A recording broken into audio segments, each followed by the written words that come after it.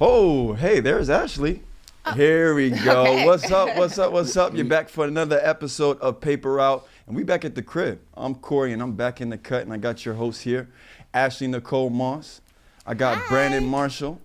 Woo Out West is here in the building, and we got BC in the booth, and Mysterious Man Legend is just, We're someone back doing the job. The way Andrew slid in that seat and went. Real quick, right?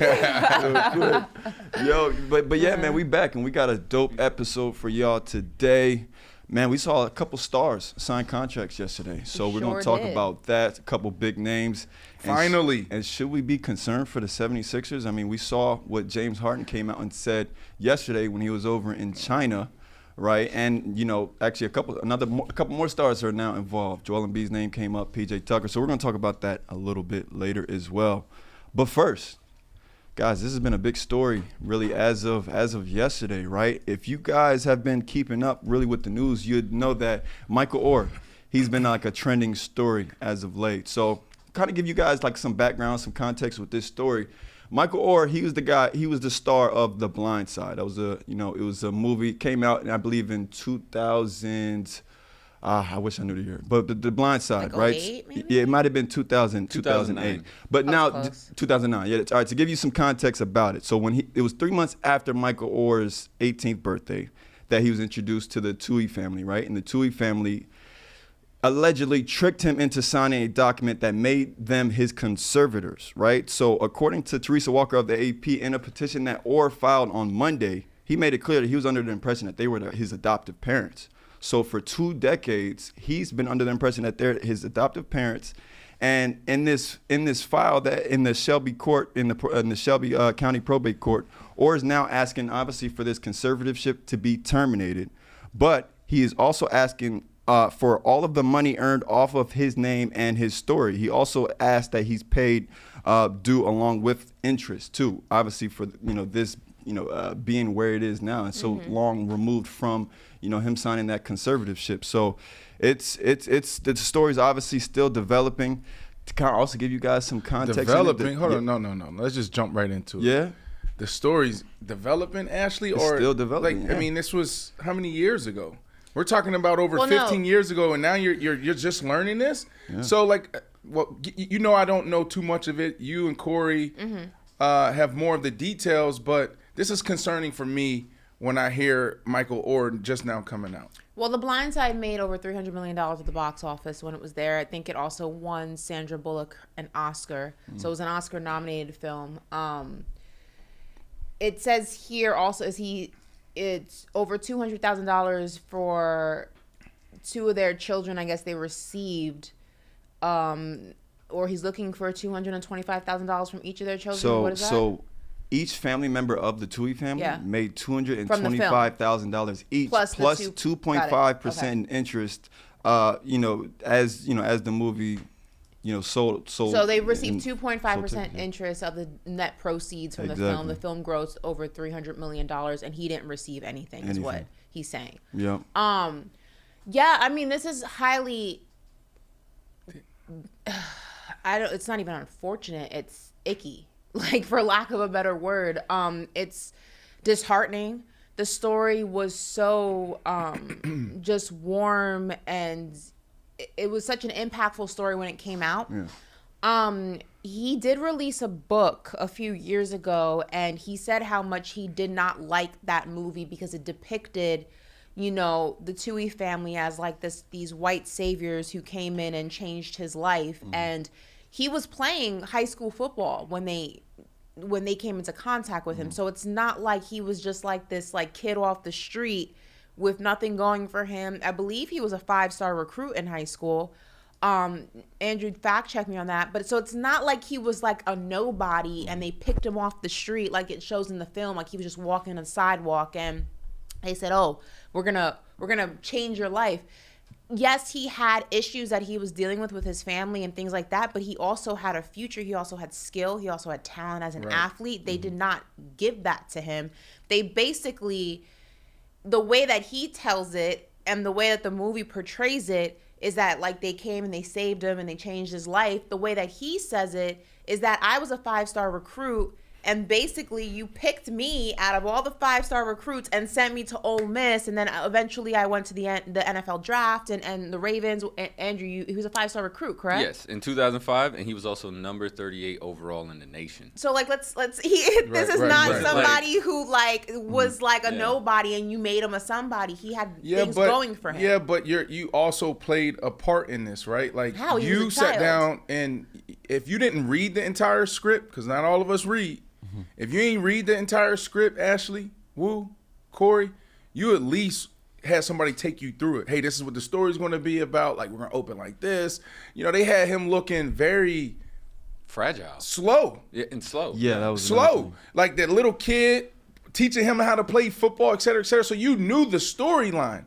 You knew what they were doing. Why'd you let it go? Well, he's saying that he was not involved with the making of this film at all, which is why he didn't receive any of the net proceeds. It was basically, so for people who don't understand how a conservatorship works, it's the same thing that Britney Spears was under via her dad. So basically what it is that you have a person or people in this case who basically control your every move. Like if Brandon, if you wanted to go, if you were under my conservatorship and you wanted to go on vacation, you need my approval. Otherwise, I'm glad you put that. Go. That's the first time I ever heard of that was with Britney Spears. Yes. Thank you. Now I understand. So basically, like you cannot make a move without somebody's approval. Basically, your conservatorship's approval. They control everything from your finances to where you can go on vacation. In the case of Britney Spears, they forced her to wear an IUD. For people who don't know what that is, it prevents pregnancy. Like it's a form of birth control. Like they control every single aspect of your life. Y'all boys don't know what that is, huh? Ooh, you know what that is? I've been around long enough. That's like the best form of birth control. Oh my God! That's the most invasive. Let's not. Hey, yo. So basically, and it happens for a multitude of reasons. Either you're a minor, or either you are deemed not able to take care of yourself, which is why someone else is put in charge of everything. So in this case, the Tuohys are going ahead and saying that they had to go ahead and place him under a conservatorship because they were told at the age of 18 you can't adopt, because at that point you're technically an adult. So that's their defense as to why he was placed under a conservatorship and never actually legally adopted, because he already aged out of the system. He's telling a different story. Right. So before I respond to this, I just saw the chat, people talking about patches. They saying I'm wild for talking about the birth control. Patches don't work. I don't do the patch. You don't do the patch? Well, I mean, oh my God. See? No. Actually can't believe it. Patches was back when I was in high school. Like, people still use patches? That was when I was, that was 2002, you're not 2003. I don't know if I'm trusting the patch, but They need to make some birth control for some dudes. They should make birth control for men. I'm not a scientist. Just like flipping this conversation real quick, I'm not a scientist. I don't have the wherewithal or the intelligence to develop something like this. But we should definitely birth control some of these men. Straight up. Yeah. Like straight the hell up. Straight like some of y'all do not need to be reproducing. Right. And some of y'all need to be stopped from reproducing. You already have enough kids. But that's a different conversation. Listen, look, I was shocked to hear this in the news, right? Michael Oher suing. I didn't even spend a lot of time like diving into it. But it became obviously a big story, a hot topic, a national story. So we're here, we're talking about it. I don't know how he's in this position, and then why now? You know, we're talking about so many years later. I just don't. I mean, I guess we all make mistakes, right? We talk about this all the time, even in, hell, on this platform. It's like, are you reading your paperwork? How are you conducting your business? Do you understand what you're getting involved in, right? So like I was shocked. That's what I would say, Ashley. I was shocked to see this in the news. Well, you also have to also remember, how old was he when The Blind Side came out?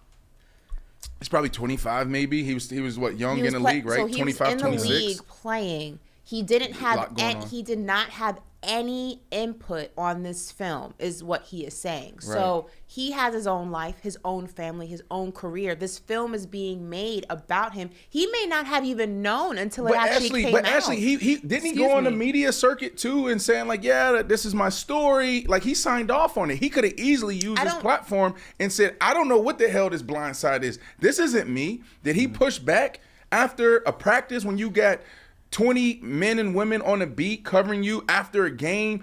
Everybody was talking about The Blind Side. It was actually a really good movie. But remember, I mean, he did have a book that came out where he's saying that he did not like how he was depicted in the film, that there were some truths, but a lot of it was exaggeratory. Right. One of it being he wasn't just this like kid from... I mean, he was, but he wasn't this like slow, like just walking the sidewalk kid by himself. He was a 5-star high school recruit who had potential. Like, why didn't we get him on the show? We should get him on the show. Yeah, what was it, Andrew? Oh, I was gonna let you know he was 23 when it came out, and there was something because I was looking into this yesterday actually, and there was something that came out that said the reason why he didn't like attack the situation was because he thought that the message of the story was positive. That's his original reason for not just outright suing them. You get what I'm saying? And then as time went on, he was like, I don't like the way this looks. I don't like the way, because if you look in the movie, there's a part where he like draws a boat. He looks like a 4-year-old. Like, right. Yeah, they depicted him as someone who had like absolutely not no intelligence, but like a delayed. No, you can say it slow. That's how they did, for real. Seriously. Somebody, yes, who had a delayed intelligence. But I think also people don't realize things like this take time, especially when you're filing a lawsuit of this magnitude and you're suing for intellectual property and back damages. You have to go through years and years and years of finances. You have to do the research. It's not something that you can just wake up one day and just file a lawsuit. You have to have how much this person received. You have to do your due diligence. It probably took him a while. And again, he has his own family now. You know, he has young kids who are probably, you know, seeing this film or have friends who have seen it, and it depicts their father in a way that's not true, and maybe now he feels differently about it than he did. What if they do a spinoff? How would you do a spinoff? Michael Oher's like the real story. Oh my gosh. Michael Oher, he comes out and he's like, you know, now you're showing all the scenes of how they're taking advantage of him. You know, they're looking at paperwork and they're like, change this language. Let's take it from us adopting him to, what do you call it, a conservatory? Conservatorship. That's, you know what though? What is it called? A conservatorship. And conservatorship.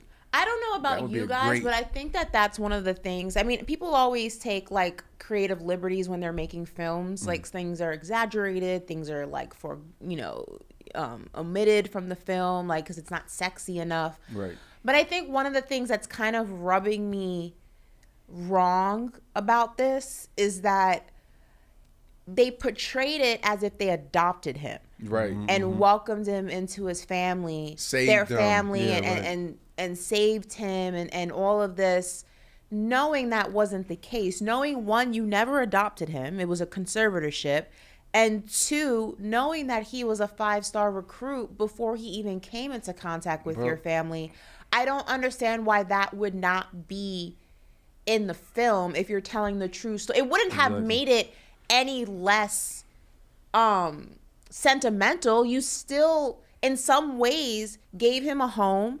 They were a well-off family. He went to Ole Miss. He went to the NFL draft. He made over $30 million in the NFL he played with the Ravens. I mean, come on, it's a lot. Look at this picture. They up on the stage, the biggest moment. Yeah. What I'm saying is at the time, but they hate to see it come here's out. the Don't even thing. look happy. Like it was still his family. So I'm not saying that.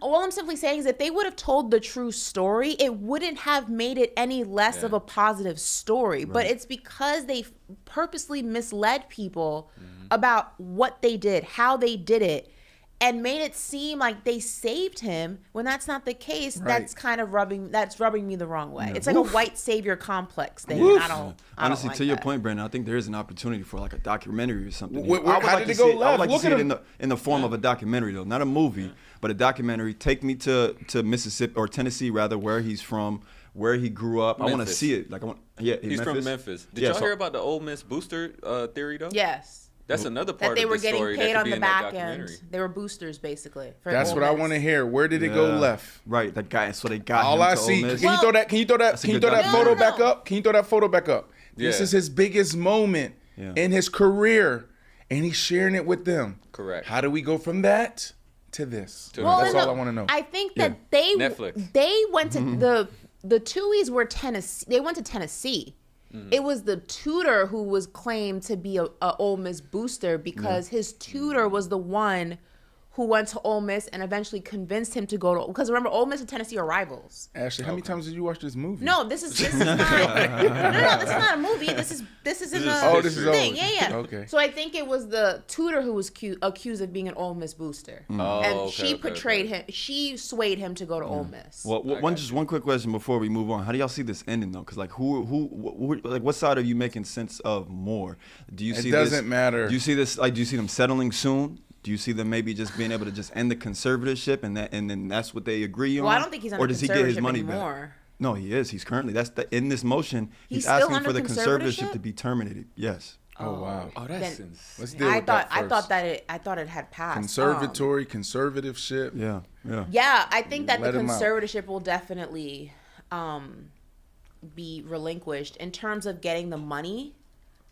I don't know. I mean, Brandon, I don't know if you have more insight on how something like this works, but I mean, you can sue somebody for X amount of money, but doesn't mean you're going to get it. Like, if they don't have it to give, you know That's what I right, mean? that's Like, right. That's right. I mean, listen, I think Corey's on to something. Let's see the documentary. Yeah. I'll watch that. He said we'll watch that. All right. oh Moving no, on. I'm go stand ahead. corrected. Oh, I'm yes. sorry. The Tuohys are Ole Miss alumni. They are? Okay. Yeah. Okay. Yeah. No, I mean, a situation we're definitely going to be keeping up with. But moving on, we're going to go into some football. So we saw some big names sign some contracts yesterday. The Jets, they found them a new running back. Ashley, yeah, I know we got some details as to what that contract is looking Dalvin like. Cook. Let's dive into it. Is officially a New York Jet. It's probably the worst kept secret in the NFL.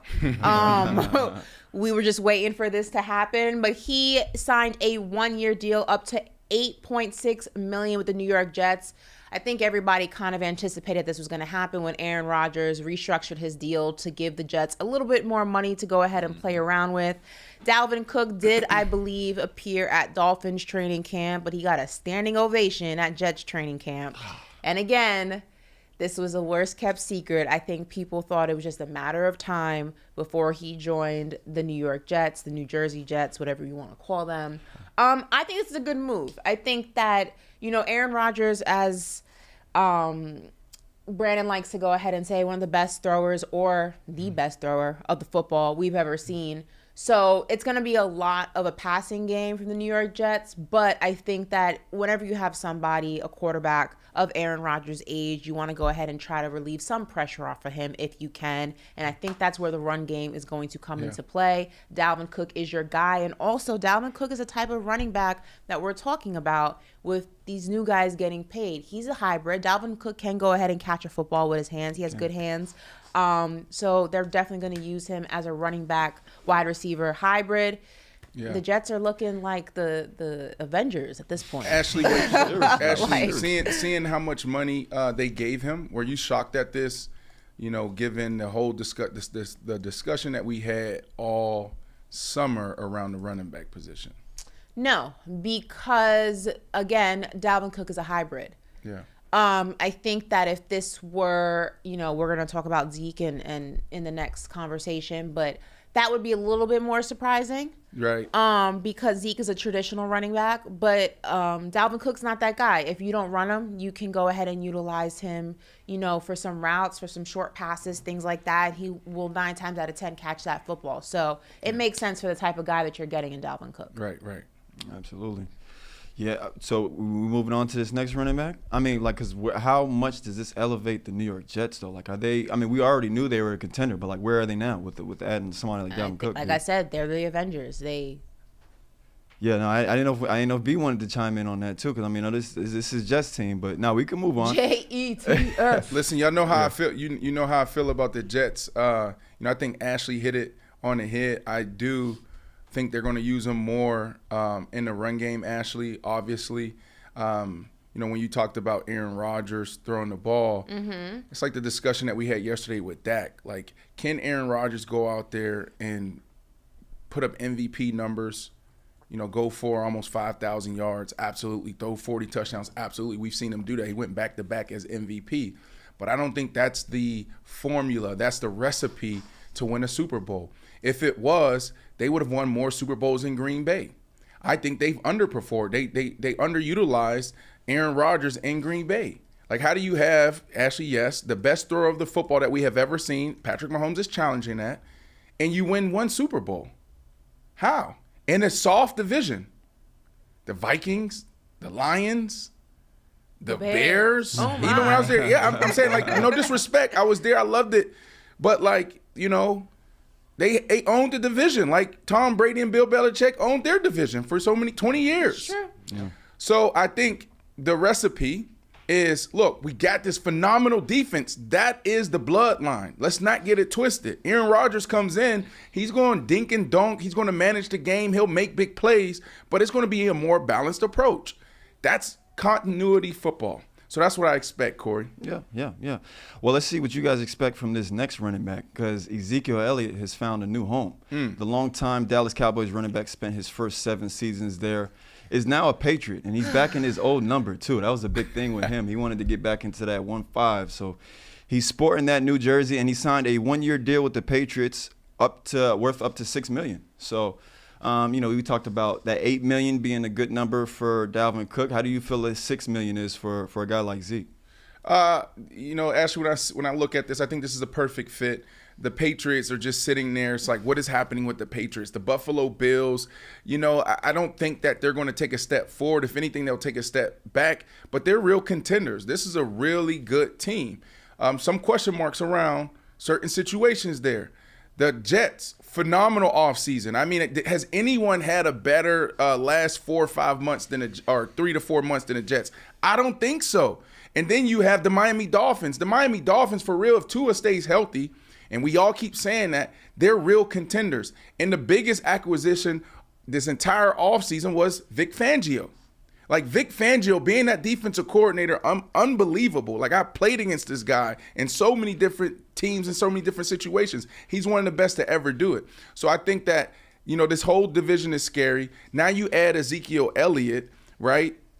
It's telling you what type of football they want to play. Like, Bill Belichick is always going to have a sophisticated defense, a bend but don't break defense. They may give up some yardage, but they're not going to give up a lot of points all the time, right? Now if you have a running game with Mac Jones, with now an offensive coordinator, a defensive coordinator, and a special teams coach to call it. Ashley, I don't know. Can this team be a dark horse? Could they be it? Yo, you got to think of it's Bill Belichick. It's Bill. You don't like it? Just know, Zeke, they won't love you how we loved you. It is tough to see. I think Ashley's a little salty, huh? I'm not salty. I'm happy that Zeke, is getting paid. I'm happy that he worked that out. I'm just sad. Like, yeah. I honestly, they're just, no, sad. I am. Listen, the business of the NFL, players come and go. But Brandon, you and I both know this. There are just some players that, like, you envision when you envision a team. Right. Mm-hmm. There are some players that, like, you don't envision ever leaving, that you envision, like, staying there. And I know the business of the NFL, that gets less and less likely every single year with the moving and the money. But when I thought of the Dallas Cowboys, Zeke was like one of the first people that would always come into my mind. So like seeing him in a jersey that's not the Dallas Cowboys is gonna be, not seeing him with the star in the helmet is gonna be weird. Like I envision the Dallas Cowboys when I think of him. Yeah. So I don't know. I'm happy for him, but I'm sad. Okay, can you answer my question now? Sure. What's the question? Do you think that, the New England Patriots enter into this realm of dark horse? Dark horse. There's always one team every single year that comes out of nowhere. And it's crazy to say this, about a Bill Belichick-led team. But Jacksonville Jaguars came out of nowhere last year. Detroit Lions came out of nowhere last year. Could they be the team, Ashley? I don't think so. I mean, look at that division first and foremost. Like, they're not even, they're the, I think it's a safe thing to say, like, they're last in that division. Like, they're not, I look at the Jets, I look at the Dolphins, I look at the Bills. Like, you really think they stand a chance against any of those teams as currently constructed? Here's what I would say. Be for real. I'm being honest with you. Okay, be for real. You never know in football. No, Any given Sunday is a real that's a cop out, Brandon. It's That's not. a cop out, Brandon. Yes, I would say yes. Yeah, I would say yes. Because of really Bill believe Belichick. that? Because of Bill Oh, Belichick. come on. Who can they finish? They're Who can like- they finish before in that division? Well, it's not about finishing before. It's just like It's hard to win a game in the National Football League. It's really hard.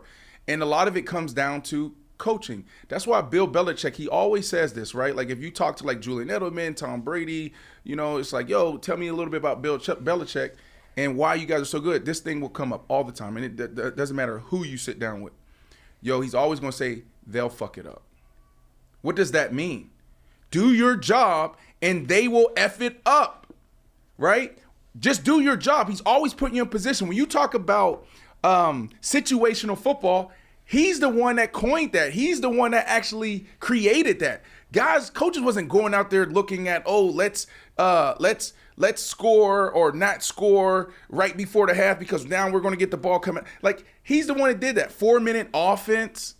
Now, really sophisticated with 2-minute defense and 2-minute offense. So, for that reason, Ashley, I think he's always going to be in position. Now, it's a different discussion. If they go out there and they truly fold, we may be talking about maybe it was Tom Brady. But I'm just not buying that yet. I'm not buying it. I personally don't believe that the Bill Belichick magic, the Bill Belichick effect, whatever you want to call it, is going to be enough to combat those other three teams in that division. The Jets look phenomenal. The Bills, a really good football team, even with Josh Allen and Stephon Diggs in their lovers' quarrel.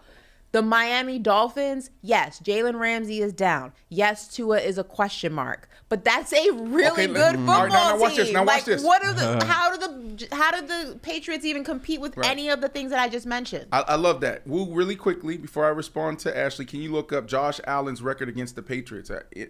He may be a winner. I'm not sure. But here's what I would say.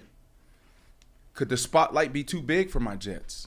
Some teams is like that, right? I don't think, and I'll be honest, how I feel, I think they'll be able to overcome the biggest stage in media and sports media, and that's, New York. But there could be some guys that get big-hitted. There could be some guys that fold under pressure. I think the defensive line is going to be fine.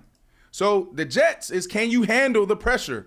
It's Super Bowl or bust. Can you handle the big stage, the big lights?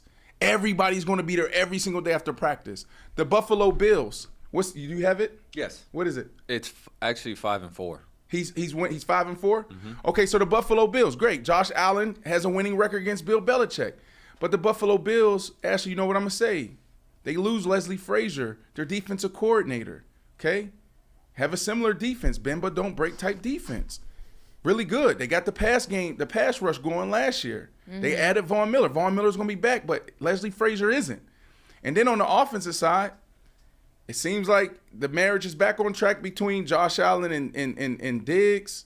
But you lost who? You lost Brian Daboll. This is your second year without Brian Daboll. You saw them take a little dip and a little hit last year. Is it going to be good enough? I think that Bill Belichick is good enough to outcoach them. I really do. Now you're talking about the Miami Dolphins. This is their second year, Ashley. Okay, so now everybody has the book on Coach McDaniel. Right? Everybody the first year. Wildcat come out, take the league by storm. This new wrinkle, Sean McVay out in L.A. And then it's like, everybody get it. So I do think Bill Belichick has a chance. I want to give you another scenario because you're always talking about the will of an athlete, the one guy lives and dies with this guy. Where would you put Mac Jones in the ranking of the quarterbacks in that division? I would put him... And be last. honest. I would be last. It'd be last. Okay, that's. Yeah, but can I caveat? But can we? Last. He had. But Ashley, think about this.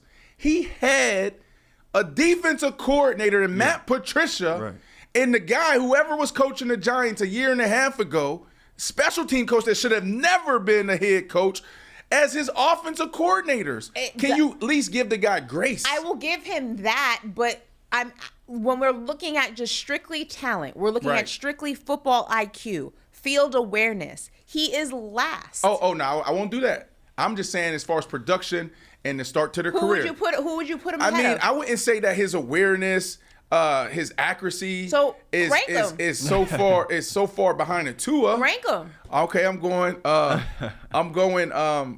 what's our guy? Aaron Rodgers. Okay. 1. Okay. Josh Allen 2. Got it. Okay. And then when you're talking about just attributes, if you put Mac Jones with Coach McDaniel, I think he has a successful year. So I think they're right there. They're neck and neck. This year's going to tell the story because now he has what? An offensive coordinator in Bill O'Brien. He's not with McDaniel, so it doesn't matter. So rank him. Where would you put him? Is he All right, now before he's Tua? fourth. He's That's- fourth. Okay, so Golly. listen, Mac Jones is the fourth quarterback in the division. Right. The Patriots, in terms of the team, where they're looking, how they're looking against the other teams in that division, are fourth. And you think that both of those things don't matter, that Bill Belichick can still go ahead and make this team better than any of the others in the division. Let me put it like this. Let me talk a little basketball, and I'll let you jump in here, Woo. It was Go ahead. I was just going to let you know, because I wanted to give you some stats. So Tua is actually 4-0, but we know Tua a couple years in the league. And then Aaron Rodgers is 2-2 against the Patriots. Okay, that's great. Thank you. All right. Bill Belichick. Is so. Let's put it this way. Okay. Steve Kerr, you are the only person in the whole wide world that picked the Golden State Warriors to win another championship. You picked the exact year, the right year. You were the only one. There's some people chatting, some people talking. Okay, they went out and did it. They were done. They were toast. Everybody wrote them off. Everybody in the basketball world wrote the Golden State Warriors off. KD goes away, right? He jumps ship. Clay goes down. He comes back. He goes down again. Who would have thought? But guess what? Old coaching. Ashley, why did you pick the Golden State Warriors? I know Steph Curry, great. Phenomenal. Draymond Green, did you pick him because Draymond Green? Did you pick him because of a comeback kid and Clay? Why did you pick them? Brandon, you cannot compare the dynasty of the Golden State Warriors with Steph, Clay, and Draymond. The last championship. It is still a dynasty with Steph, Clay, and Draymond. 3 Hall of Famers, let's be honest, with Mac Jones and the New England Patriots. Well, what I'm saying it's not the is same Bill Belichick. thing.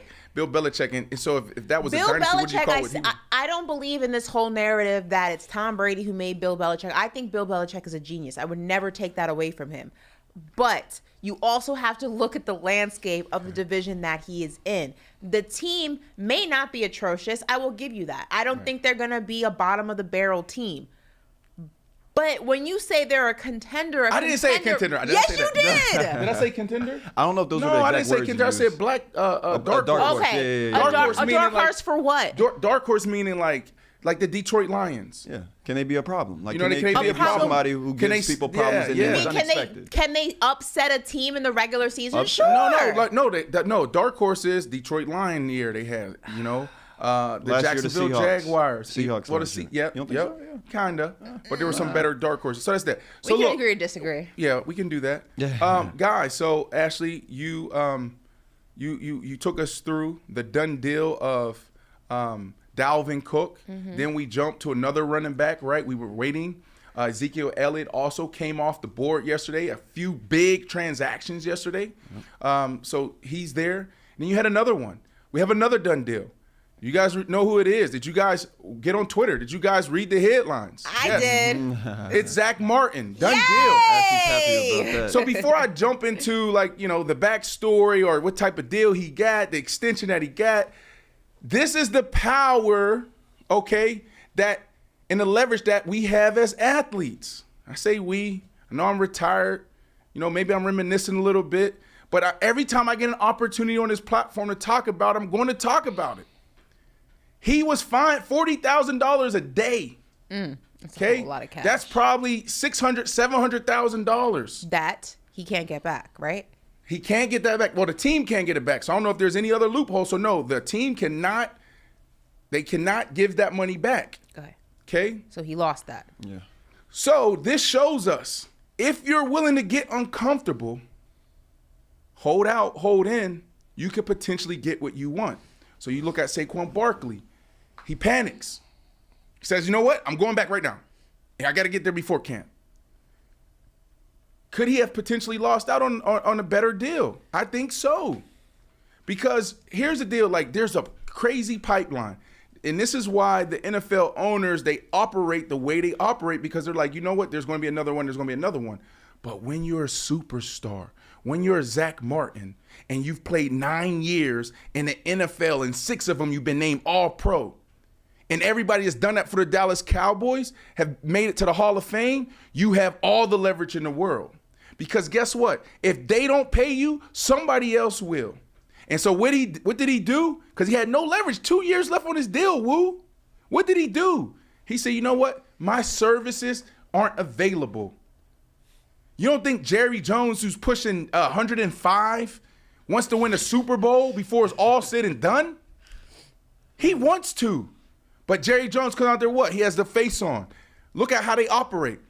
Hey, we can't pay him. He's made a lot of money since he's been here. We've taken care of him. We got to save that money for Micah Parsons. That's what he said publicly.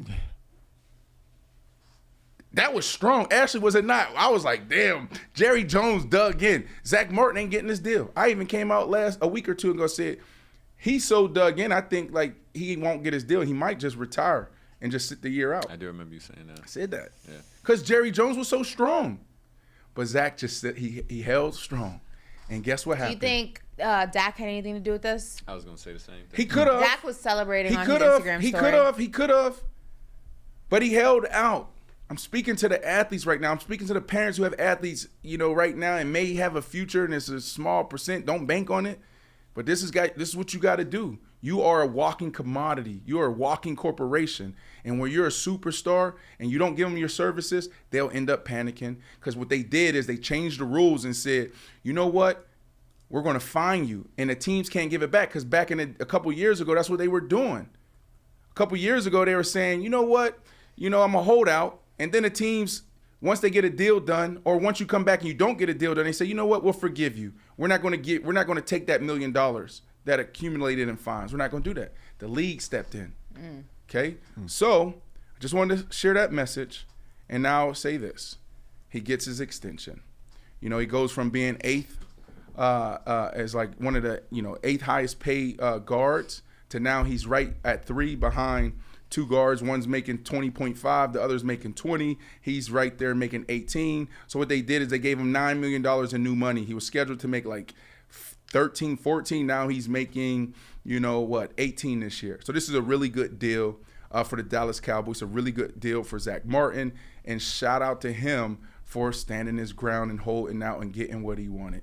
And he said it came down to him flying down and having a one-on-one with Jerry Jones. They had a discussion in Oxford, California, and they got the deal done. So the deal is done, guys. Deal is done. Deal is done.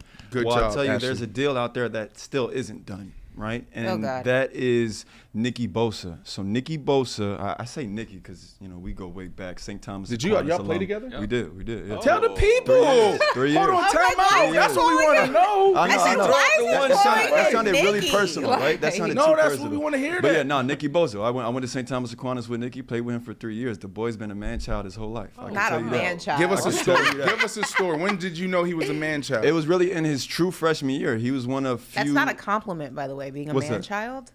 You said it's not a compliment? Why? When a girl calls you a man-child, it's not a compliment. well, Maybe it that's- means that's- something indifferent in football terms. Yeah, for Yeah, men, definitely. man-child. being called a man-child by a woman is an insult. Well, just What does think that about mean? this. It basically Immature? means you're grown, but you're immature, like you're a child. Really? Well, now this is what we mean by man-child. So Nicky Bosa's 14 years old, like 13 years old when you coming out of middle 15, school. 14, 15. 14, 15. No, when well, you're you're 14. when you come into high school, Yeah, you're like 15. Some are 13 turning 14. No. you're like Yeah, like, 13. No, it's not. You're like Yeah, 14, yeah. 15. Yeah. Nah, 15 is like your sophomore year. Yeah, Brandon. I don't know. I don't know. 17 when All right, okay, let's get back on topic. We're gonna argue Yeah, about it. anyways, I mean, just imagine this. Nicky's 14 years old and he's manhandling like, seniors that are going to actual Damn. universities, like Power 5 universities. So yeah, no, him and Joey Bosa. I actually played with both of them. I played 3 years with both, believe it or not. What? Well, not 3 years with Nicky. It was only it might have been 2 with Nicky, 3 with Joey. It's killing Bosa. me how he's Who's better? calling him Nicky. Who's better? Yeah, right. Who's better? Look at the rankings, man. Look at the rankings, Bruh, just and that's all I'm going to give us say. an answer, That's bro. all I'm going to say. I mean, they're they're pretty accurate. They're pretty accurate. I'm just gonna say that. But they're both dogs, though. They're both You just dogs. give us the answer. Who's better, or who was better in high This dude's a school? politician. Hey, man. Nikki. Nikki. Okay. Just give him the But honors. Joey's a dog, though, man. Like, well, I don't even know why y'all made me do that. All right, so we got done deal, But not done Nicky's deal. is not a done deal, right? So different from Nick Martin, he's on his rookie contract, so he's being fined $40,000 each day he misses. Well, different from Nicky Martin, though, like I mentioned, he's on his rookie contract. If they do end up signing him to a long-term contract, all of those fines will be waived. No, they won't. Yeah, because he's on a rookie contract. Really? Oh, Yeah, wow. yeah, that's like the difference between his situation and Nick Martin's situation. And right now, I mean, and this Zach is going. Martin.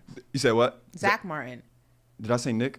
Yep. My apologies. Yeah. Well, his base salary is at $17.8 million, right? So for him missing the first preseason game that the 49ers had, he's going to be fined $1 million basically. Damn. So it'd be, it'd benefit him. On top of the on top of 600, 700,000 that he's already was fined he's daily. already accumulated with the days that he's missed in camp. The 49ers, they've already signed USFL sack leader Breland Speaks, amid this holdout. So, I mean, how are you looking at this 49ers team It's a whole if lot they of don't have cash. a guy like Nicky Bosa? How much They does don't that win a change? Super Bowl. It's as simple as that. Like, I love Kyle Shanahan. I've said this several times. He's the reason why I got drafted. He called his dad, Mike Shanahan, the legend, and said, draft this kid. If you don't, I'm not coming home for Christmas. Literally, he said that, right? Yeah. He said it on our show. And so, like, I love Kyle. I love what they have. They have depth on the defensive side. They have depth on the defensive line. But there's guys like that win you the Super Bowl. Yeah. This is Aaron Donald, and that's why he's in this position and deal's not done, because he's saying if Aaron Donald goes out there and look this up for me, who I think he's making $30 million. Like, Aaron Donald was out there saying, I'm the best in the NFL. Why aren't I getting quarterback money? That's why that deal took long. They said, you know what? We're not going to do that.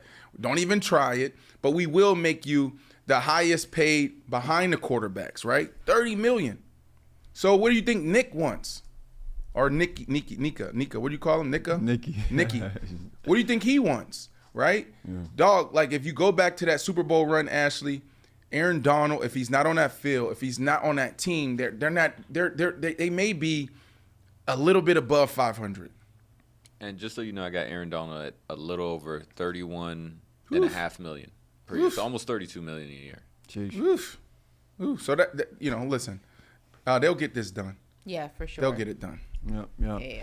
All right, so we're going to move on actually into some basketball stuff, right? So, I mean, we were talking about James Harden yesterday.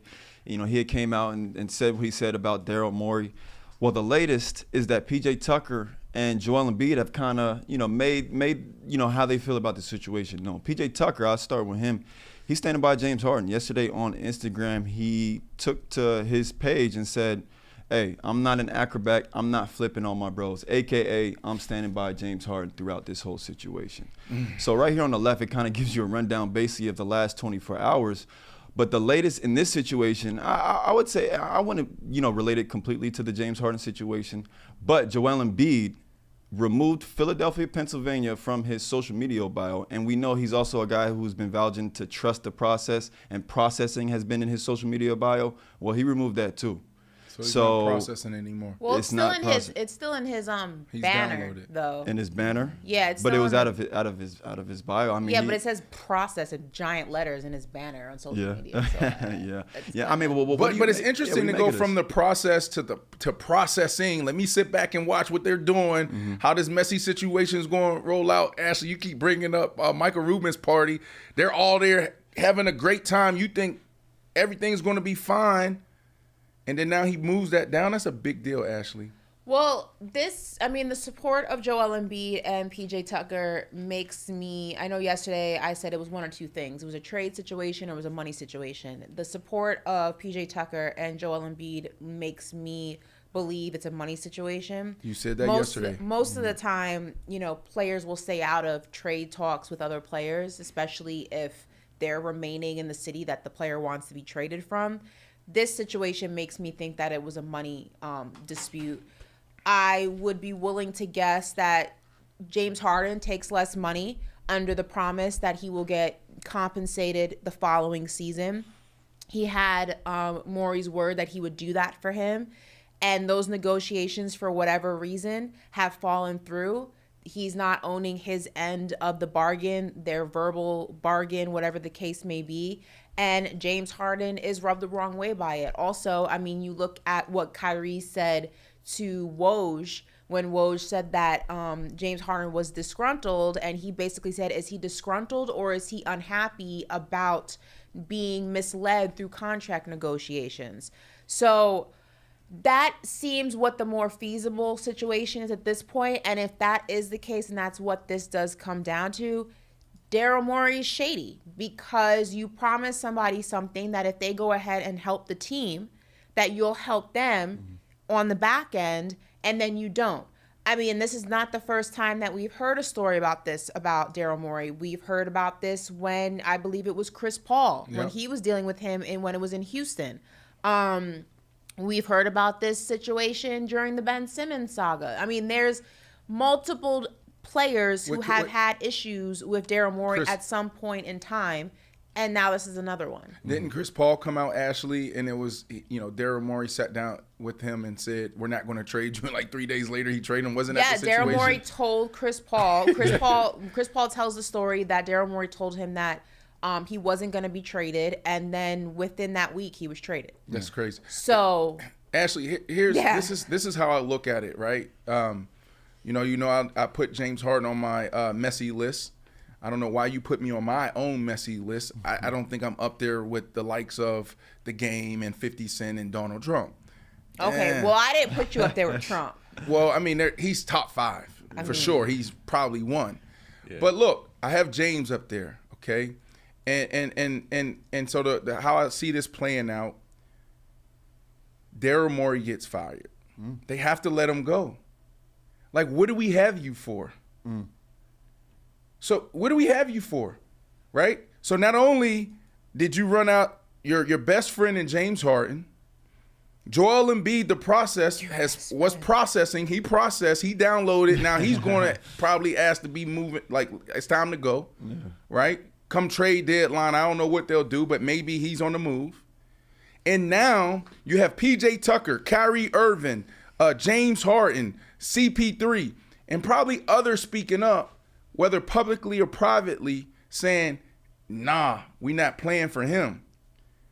What guys is going to come there? It's an unattractive destination, Ashley. So why would this ownership group keep him? You messed up the team. Yeah. You got to let him go. I would be shocked if Daryl Morey is still running this team before the season. The best thing for the 76ers is to let him go. I don't see any other player saying, yeah, I want to go here. Joel Embiid, he don't even want to stay there. What do they have? Tell me what's interesting about Philly, Ashley? Like, you know this basketball world. You got New York, like, that's a great destination. The Knicks. 6. Right? Yeah. I've been to Philly, but I haven't been there long enough to really give a gauge on the city. Like, I personally wouldn't live there, but there's a lot of places I wouldn't live. So I may not be. I wouldn't live in New Jersey for that matter. How do you do? Did I go too far? Here's the thing. No, I think here's the thing. If you want to keep Joel Embiid happy, because Joel Embiid walks, this entire operation crumbles.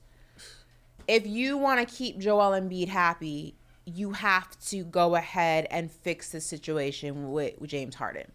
Because here's the thing. At this point, James Harden being traded is not, it doesn't seem like that's an option. It doesn't seem like there's a market for him right now.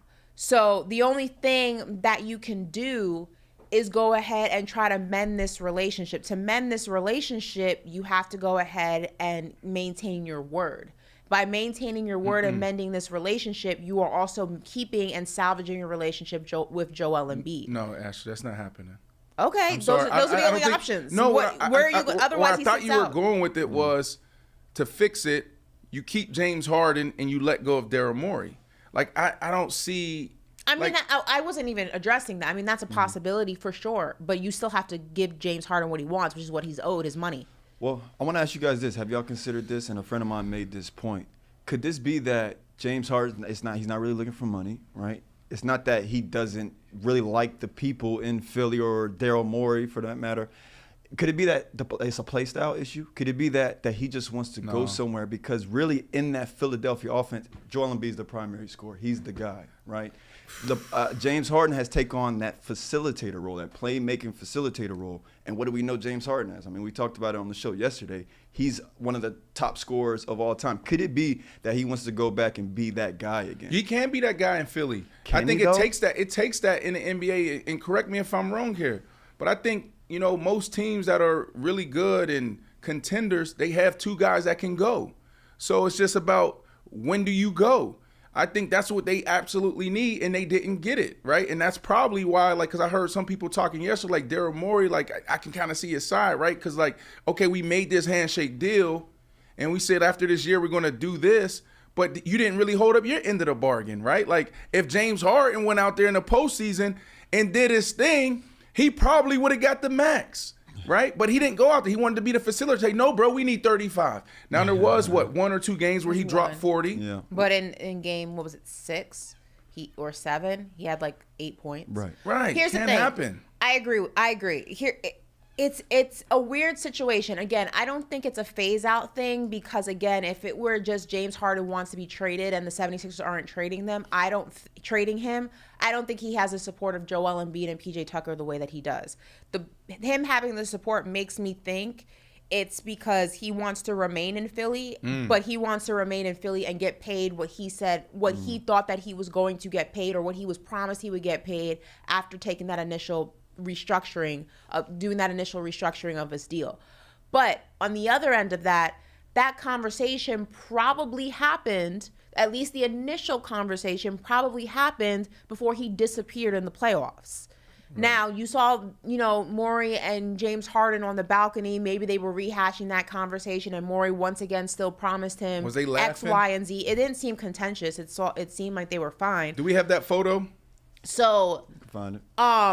They probably had that conversation again, and Morey once again said, we're going to take care of you, we're going to take care of you. That has yet to happen, which is why he's calling him a liar. I can, though, understand the apprehensiveness of Philly to pay somebody, regardless of what they have said, who has not shown that they can be that superstar that they once were. I said this yesterday. James Harden is not – Daryl Morey's not innocent because – I don't like liars, and if you're gonna say you're gonna do something, then do it. But James Harden's also not innocent because he has been maneuvering with the superstar mindset without superstar results. And I said this and made a comparison about LeBron. LeBron can have all of these demands. We call him lead GM. We make that joke all the time. Mm-hmm. But the reason he's allocated those options and that responsibility is because he delivers results. He wins. He brings championships to your city. James Harden has talent, but it comes and goes when it wants to. And at the end of the day, you are making all of these demands, but where's the ROI? Mm-hmm. Where's the return on my investment? I'm giving you the sun, the moon, and the stars, but you're giving me vintage James Harden when you feel like it. Mm-hmm. And that's not how that works. Yeah. So it is a very weird situation, and I'm interested to see how this plays out because I can understand it from both sides. You're Astrodamus, right? Yes. Give it to us. I don't think Philly lets James Harden go. Yeah. So what happens? He's going to get paid. You think he gets paid? I don't know if Daryl Morey gets fired. Come on, Ashley, you know this. Think. Go deeper. I don't know. I don't know. BC saying he gets fired. He gets fired? Yeah. He might get fired. If it comes down to James Harden or Daryl Morey, Morey's going to go. Well, it's just to me, Ashley, you saw what happened to Steve Nash in Brooklyn. They got rid of him quick. It's just a bad look when you have players publicly and privately, not just James Harden, saying, oh, yeah, you're a liar, right? Now nobody wants to come. And as an owner, right, that's what you're trying to create. You want two things. You want production and you want culture. I want people all across this building, all in this building, from whoever is the grounds crew to the janitors to our secretaries to our executive team. I want everybody to produce, right? If I'm giving you $100,000, make me $1 million. And then you got to have culture as well. And so now when you look at this guy, Daryl Morey, you're messing that up. That's bad ownership if you look at a guy that's creating an environment where guys don't want to come and you need guys to come. Like, you got to let him go. So if let's say Daryl Morey's out of the picture, and you are in charge of going ahead and giving James Harden a deal, giving him his money, what are you giving him? This is a tough situation. I'll try to work out maybe like and I don't, excuse me, I don't have all of the basketball, terms down, but I think he can potentially get like a 3-year max. You would give him 3 years? Yeah, I would give him 3 years. Yeah. I would give him 3 years. And the reason why I would do that, I don't think he's a max player anymore. I don't think he delivers not just, it's like off the court as well. Like, I expect these guys to make everybody better, be pros, the leadership stuff. So I think he's lacking there. But what's your other option? I'm not giving him 3 years. But what's your option though, right? Because listen, I will say this: if you look at James Harden, right, and because his agent came out yesterday and his agent said, don't be surprised if he wins MVP. James Harden looks like he's in phenomenal shape. Right? Like, this is the prime of the offseason. Does not have the fat This suit on. dude is slim, he's lean. Yeah. So I believe his agent saying he's doing 2-a-days. I believe his agent when he say he could potentially have a big year. Just 2 years ago when he was in Brooklyn, before he went down, I had all of them. If KD, Kyrie, and James Harden, if they stayed healthy, all three of them would have been in the discussion of MVP behind like Giannis Antetokounmpo, if I said his name right. So I say that, Ashley, because what's the other option out there? Who do you have? Them two together, James Harden delivering, and then you have a third option. You have a chance in the East. I'm not. Sometimes you got to pray to pay the Before price. Andrew chimes in, I'm not giving him 3 years. What are you going to give him? I'd give the only two options I'm giving him is I'm giving him a 1-year deal or I'm giving him a 2-year deal with a player option. I don't trust that 3 years. Okay, so he changes his mind. Okay. Like I changed handbags. Cool. Like it's not Cool. So here's the situation though. You don't give him what he wants. He does this. Right? Now you have nothing. You lose Joel Embiid. He was processing. Soon as James Harden said this, the processing stopped. I'm out of here. Take off pins. But he wants to get paid. You can still meet it. He wants max. This is my problem with James Harden. You are not a max player, bro. Like, it's okay. Okay. You're not a max player, bro. And until you show people that you are a max player, stop expecting max deals. This is what I'm talking about. Superstar mentality without superstar results. You can't have it like that. I'm not saying he doesn't deserve to get paid. If Daryl Morey promised him a certain amount of money, he should go ahead and meet that promise. But he also has to be, and by he, I mean James Harden, has to be realistic. You dropping 8 points in a game 6, game 7, and you want a max deal? Twin, I'm with you when you're right. I want to marry Idris Elba, but he's married. Like, that's not how that works. Oh, you like them chocolate brothers? Like, it's not how that works. Well, listen, let me put it to you like this though, because I'm with you. I am with you, but you got to see it from like just a business perspective, Ashley. Who's the highest paid player in the NBA? Right now, Jaylen Brown. Is he the best player in the NBA? Is he even top 5? Whoa, we're not gonna do this. Because Jaylen Brown produces. What I'm saying is, I'm talking about value. I'm not knocking Jaylen Brown. But he produces. What I'm saying is, if we're just going off of pure numbers, you can. If you're an owner, you're sitting down. You're like, how can I pay you more than Steph Curry? He produces. How can I pay you more than KD? How can I pay you more than LeBron? How can I pay you more than Joker? The market changes. He was eligible for a supermax. He got the supermax because that's what the market allocated at this point in time. But we cannot sit here and compare Jaylen Brown and James Harden. They give you drastically different results. I would love James Harden to give me a fraction of what Jaylen Brown gives consistently. But what I'm saying is Jaylen Brown was in a perfect situation because you're right. This is the market, and he got exactly that $300-something million deal.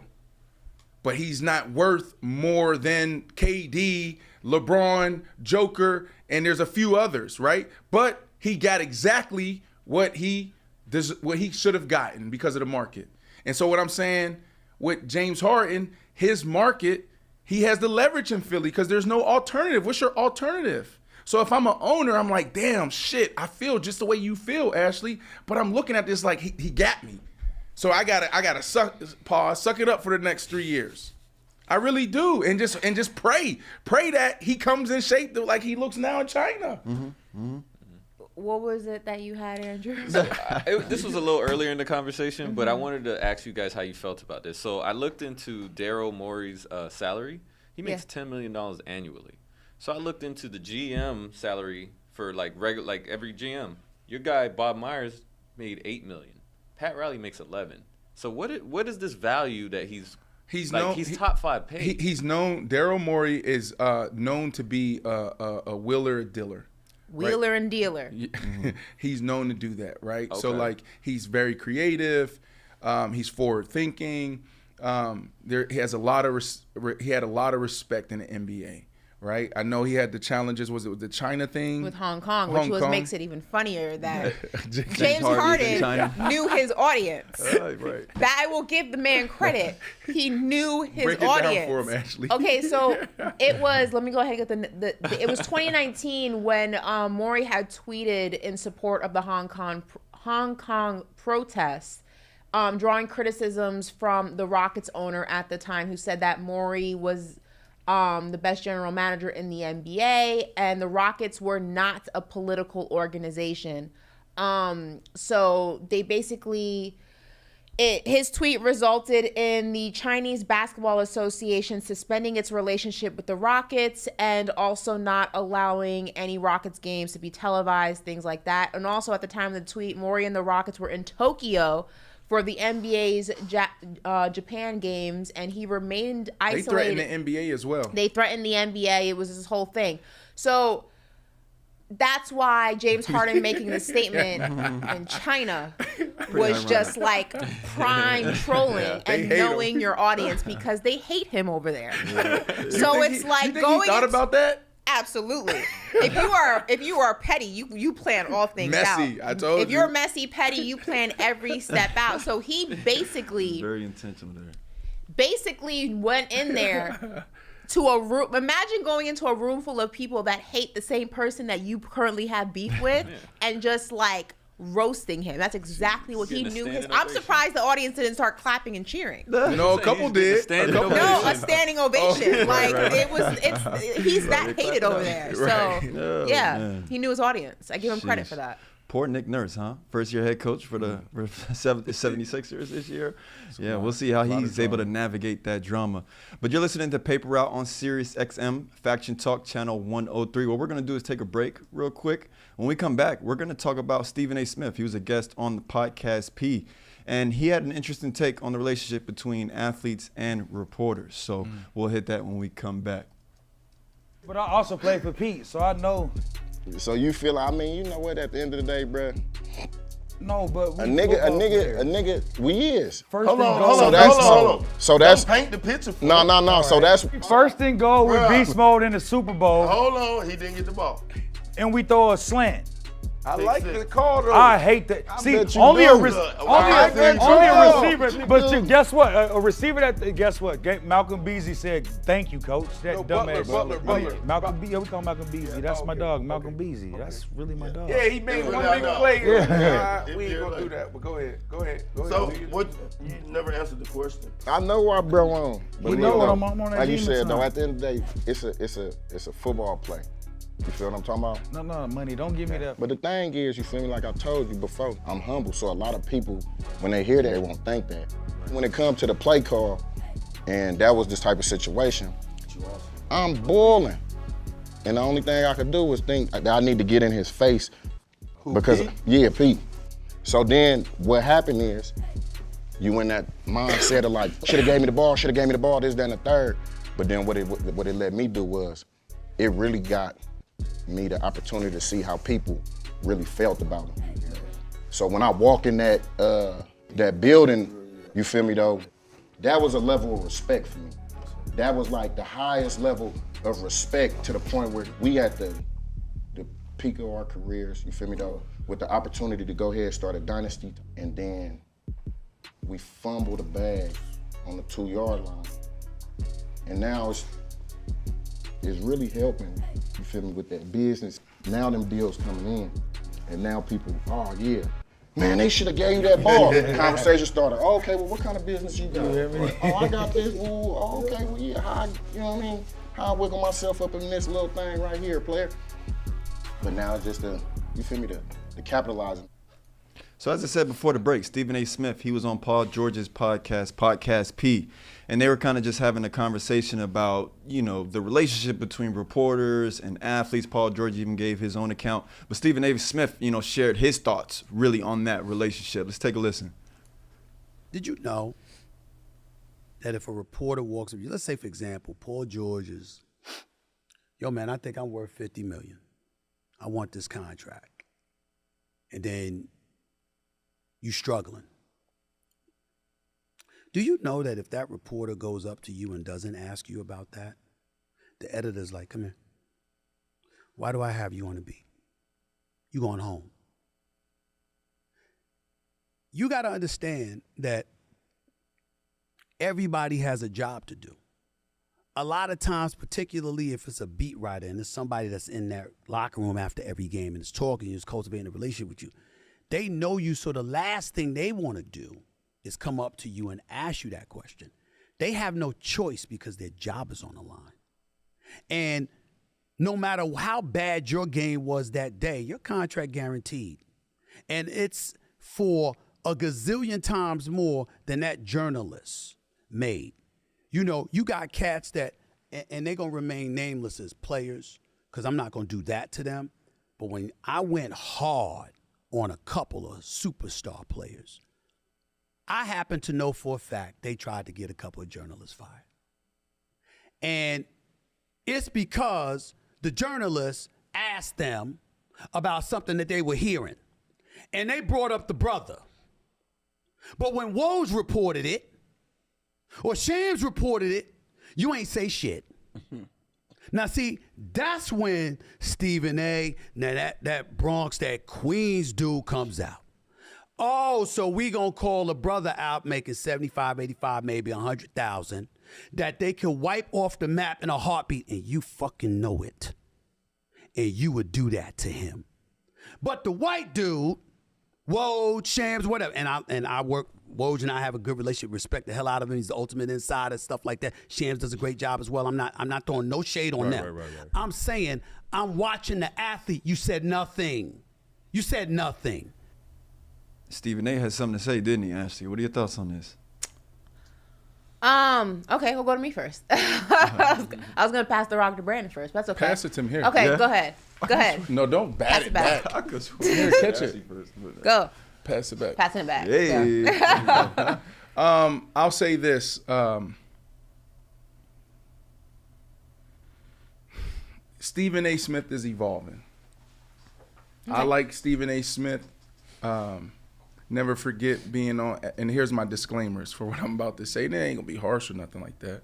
If I call him right now, if he's not on the air, he may pick up. If he don't, he'll call me back. When I first got on FS1 a couple years ago, I was doing, a daily show, and, we were on right before First Take. He would call me maybe once every 2 months and be like, yeah, I like this. Why you let him do you like this? You should have blah, blah, blah. Like, a lot of respect for the OG. He sat on our podcast. You see him showing love to other guys. Mason Cam sat down with Paul George, right? That's a lot of love. I say that because it's like a water-shedding moment happening in media. Stephen A., there's a lot of athletes that feel some type of way about Stephen A., right?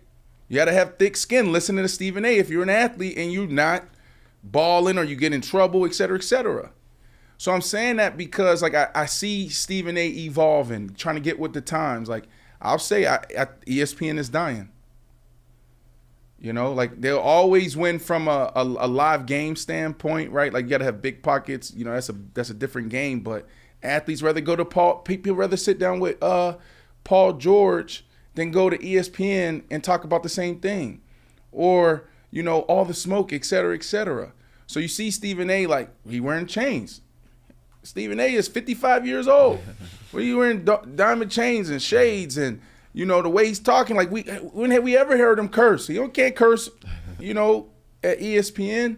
So I like what he's doing, right? Because he has to evolve so he doesn't die like all these other traditional outlets and all this traditional BS, the way we've been covering athletes and sports for a very long time. So I know I didn't really answer the question, but I look at this because I'm studying how people are moving, whether it's networks and talent. They trying to get with the times. And that's what I see from Stephen A., whether he's on other people's podcasts, he's doing his own thing with First Take, because, you know, there's a lot we can say about them as well. A lot of people in chat are saying ESPN is a dying breed.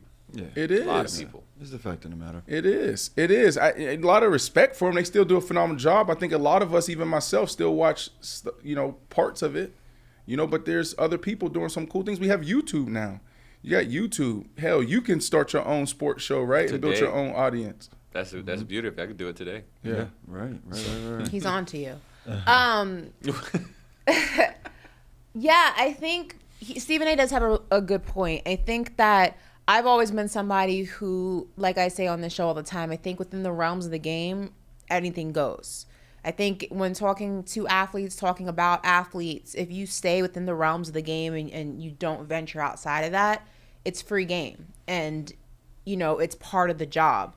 I think that athletes are people, you know, so there's sensitivities and then there's you had a bad game and somebody's calling it out, or there's a rumor that's, you know, going around and someone asks you about it.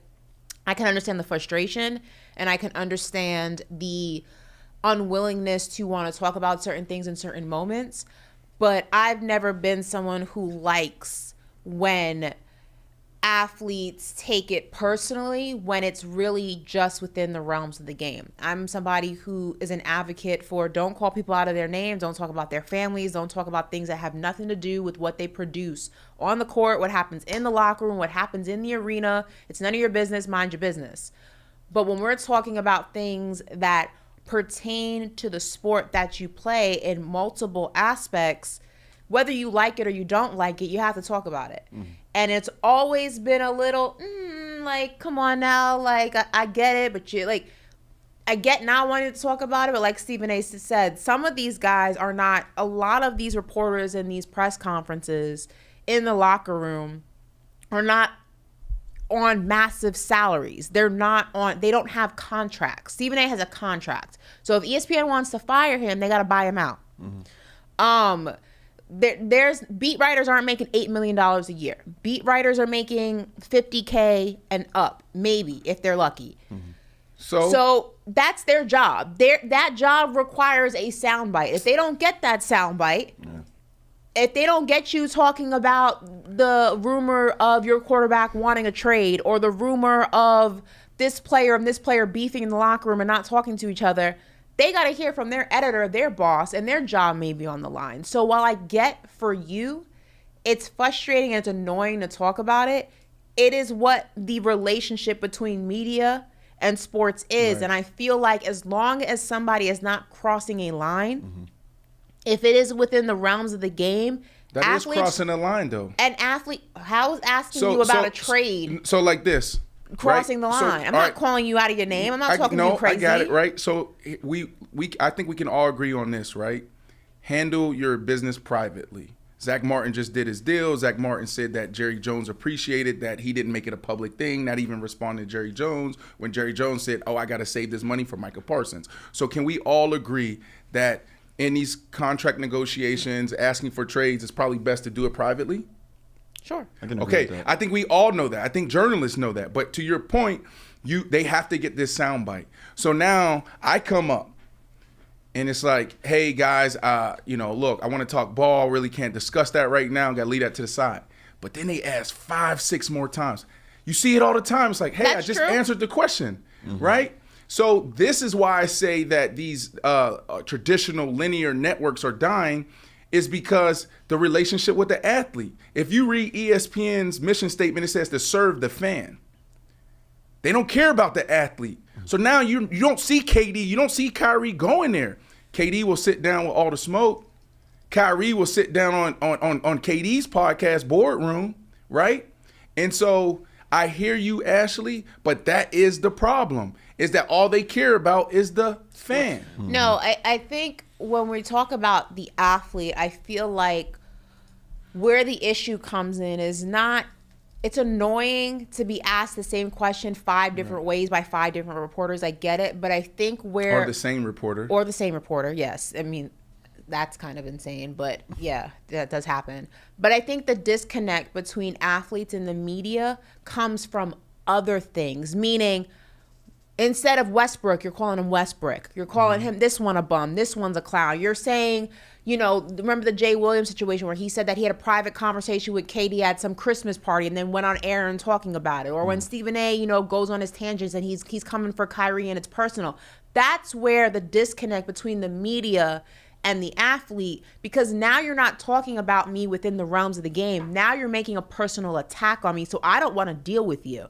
That's where I feel like the difference is. I know a lot of athletes who are annoyed being asked questions multiple times when they're fresh off of a loss, but they understand it comes with the territory. Yeah, but where also, the disconnect comes is where now you are personally attacking me, and that is not your job. But even I'll tell you this, I do agree with you, Ashley, that, you know, look, when we're talking, first off, even the boost, the BS off the court, off the field, it comes with it when you're a pro athlete, when you're a person, you know, high profile person with a platform.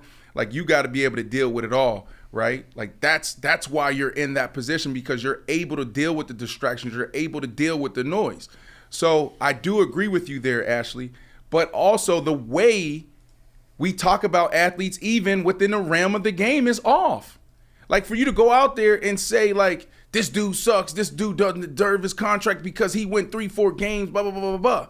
Like, that's a problem for athletes. That's why when professional athletes get that opportunity to sit on a network and they approach, you know, active athletes that same way, it's like, yo, I don't have no respect for you. I deal with it now, and I'm very conscious. I've been doing this for 10 years, and I still get flack for it. Like, even the situation with Jalen Ramsey. We bring on the doctor. Let the doctor give it his opinion. Jalen Ramsey mad at me. I'm like, bro, I'm the one that said that, you know, athletes, you know, defy the odds all the time. I'm the one that said, damn, doc, don't tell me that, right? So it's like, it's a sticky situation, but actually I do believe, and people say, well, that's the rules, it's within the game. No, it's human beings. So cool, if that's how you want to play it, then we're just not going to sit on your network. We're not going to come share our stories. And now you see like the JJ Reddick's on those networks, and I pass it back to you, Ashley, because I can take up the whole space. But like JJ Redick, why is JJ Redick legendary like over these last 2 years? Because when he pushed back on them, what do you know, Stephen A? You're in the locker room, you say what? Yeah. Right? That's what we want. So that was a good impression. Well, yeah, I don't. When I say in the realms of the game, I agree. I think that within the realms of the game, you should be speaking about things in a respectful manner. Saying that somebody sucks and doesn't deserve their contract is not really what I'm referring to. I'm speaking about just clear, concise, strictly X's O's analysis from a professional standpoint. I understand that it may not always be the nicest to hear. It may not always be something you want to hear. But at the end of the day, that's what they're there for, is to analyze the X's and the O's and the game. So I can understand the frustration, but I also just feel like you can't get mad at that. If Doris Burke is calling a game and she says, I agree. Oh, you know, he's not hitting that shot tonight. He normally does, but his shot is off. How are you going to get mad at that? Yeah, right. If you do, that's I agree. something, that's I some agree with you there. self-work. Now, 100%. she went on the air and says, man, they just paid him $100 million. He sucks. He can't hit the side of a bus. That's different.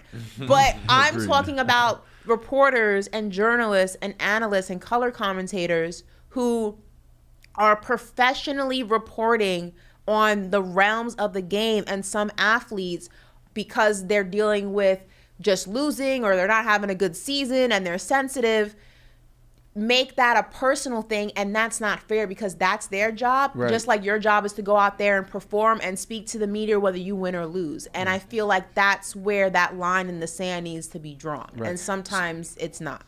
And sorry for looking down. No, it's fine. Because I'm trying to read this article. I agree with you 100% there. I just think people cross that line all the time because sure. of where the space is. And I was trying to pull up an article on Dan Le Batard, who left ESPN. Yeah. He has the Dan Le Batard show. I think it's Metalark. And he called out Stephen A. Smith. You know, this was probably 3-4 weeks ago.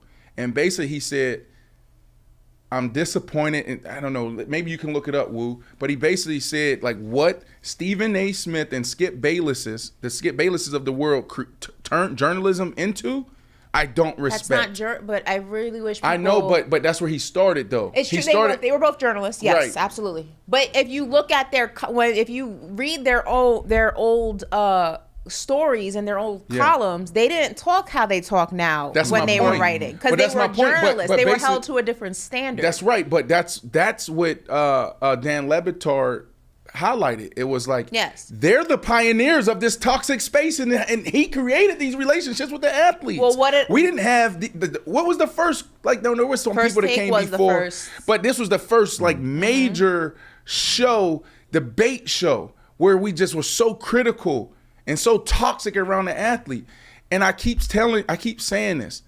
It blew my mind when I was on FS1. It's one of the reasons why I'm here today and that on other networks. I walked away from a multi-million dollar deal from them. Why? Because it's called Take Integrity.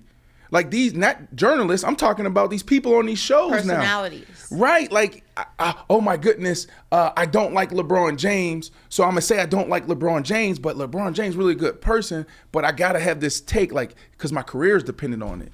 I gotta find a way to say that, you know, this person's the GOAT over this person. Like, it's more about the personality and less about the athlete, and that's where the toxicity comes into play. Well, like I said on this show a few weeks ago when we were having this conversation, not all people there's a difference between journalists and there's a difference between personalities. Yeah. And some people start as journalists and abandon all of those journalistic integrities when they become personalities.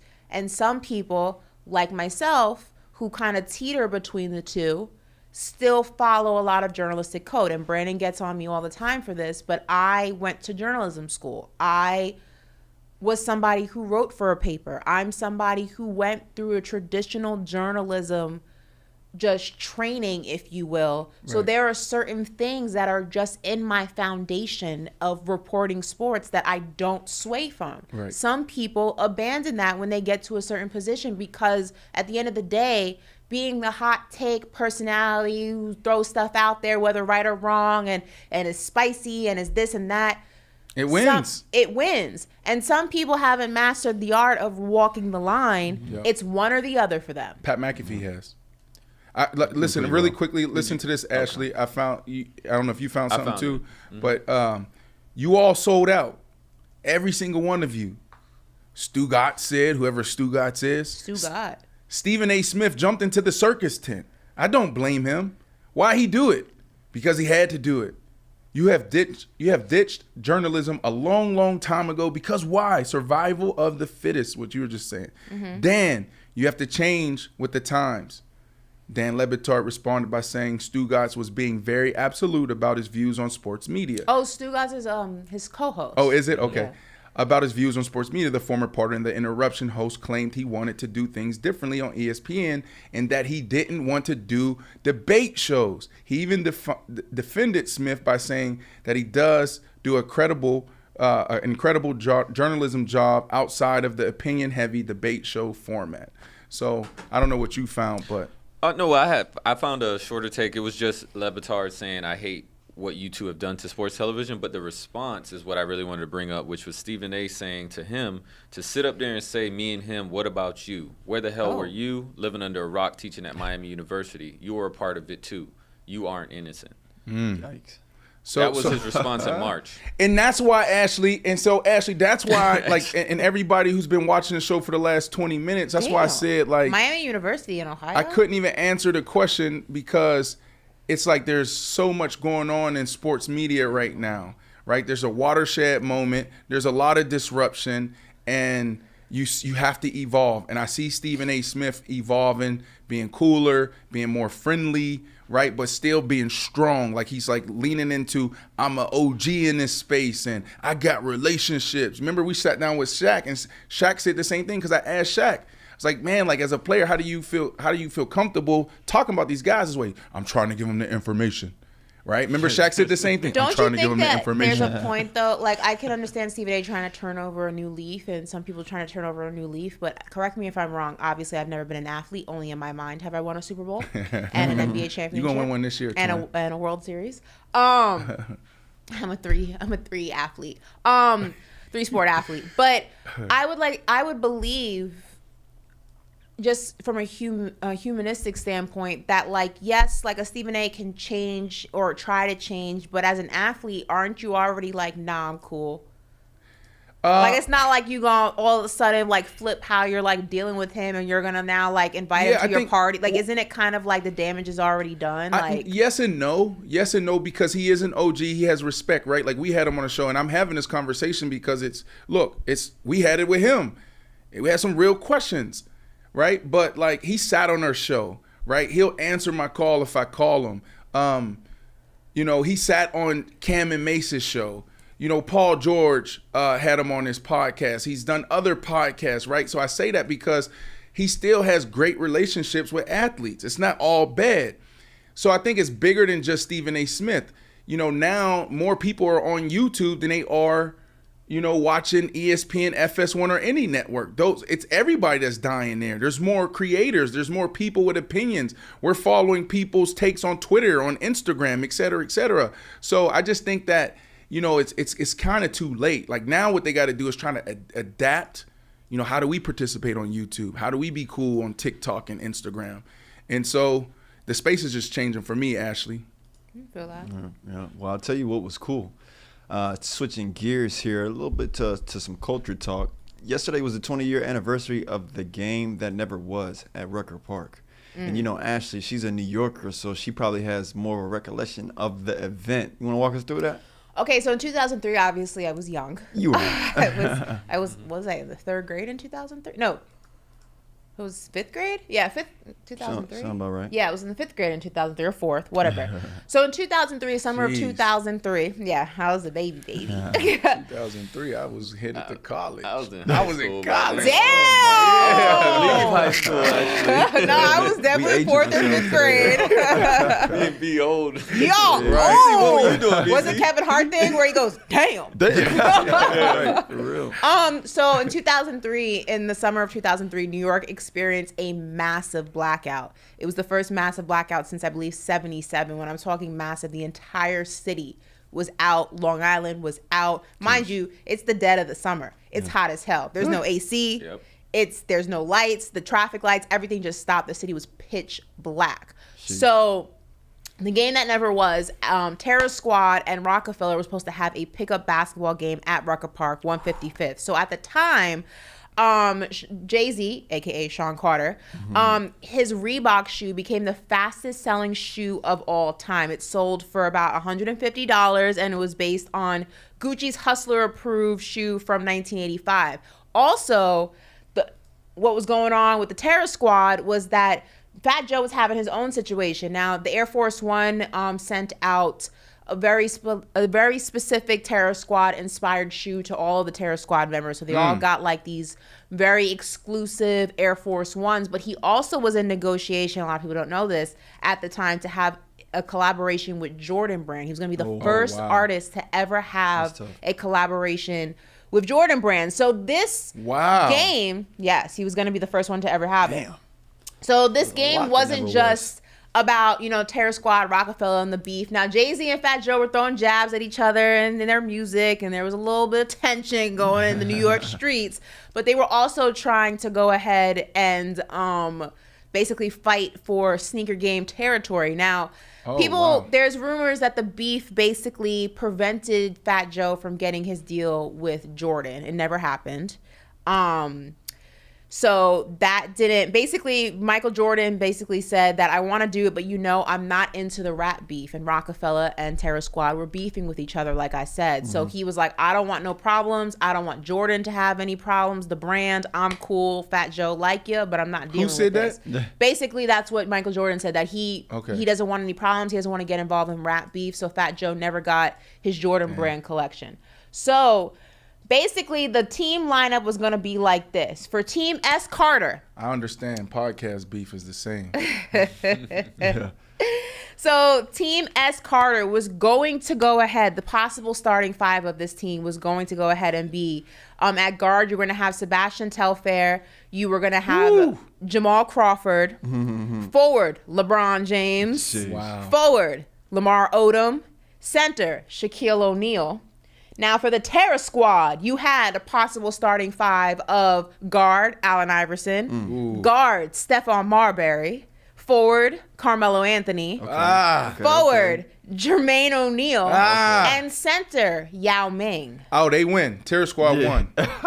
Do they not win? So I'd basically, say so, right? That second team it was going to be the game of all games. It was insane. So basically, the game was supposed to be at 6. The start time ended up getting moved to 8 p.m. just because New Yorkers are notoriously late. And around that time, Jay-Z said he rolled past Rucker Park at 2 p.m. and there was already 10,000 people waiting outside to get in. Well, hey, you know what? Actually, on that note, lines started at 10 a.m. for an crazy. 8 p.m. game. That's crazy. We got some footage actually from the day, so let's throw to it real quick. Oh, we'll wow. come right back. Yeah. History lesson. I love I was this. playing for Team Rockefeller, but then the blackout happened, so everything was shut down. We weren't allowed to play there.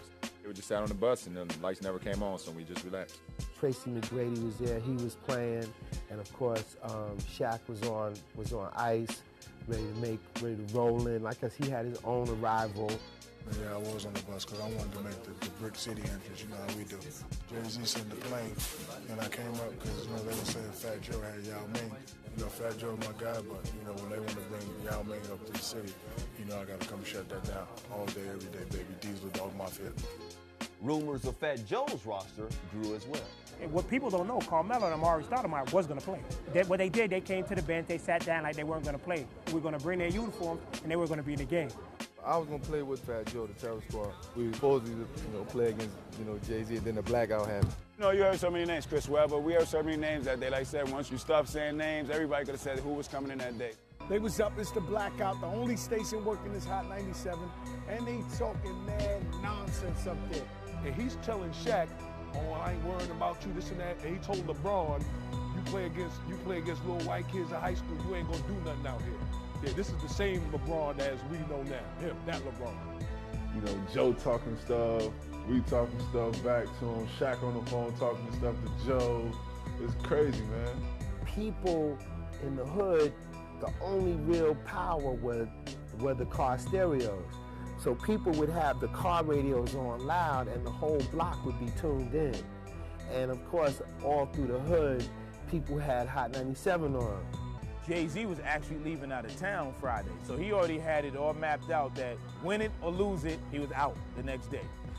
The lights came back on the next morning, but it was really too late to have the game. The game was scheduled for Monday. Yeah, so how it worked was basically Jay-Z did try to save the game. He had an idea. Everyone just lined their cars up outside of Rucker, turn your headlights on, and that was going to be enough light. NYPD said, nah, I don't think so. Y'all not doing that. So basically the game never happened.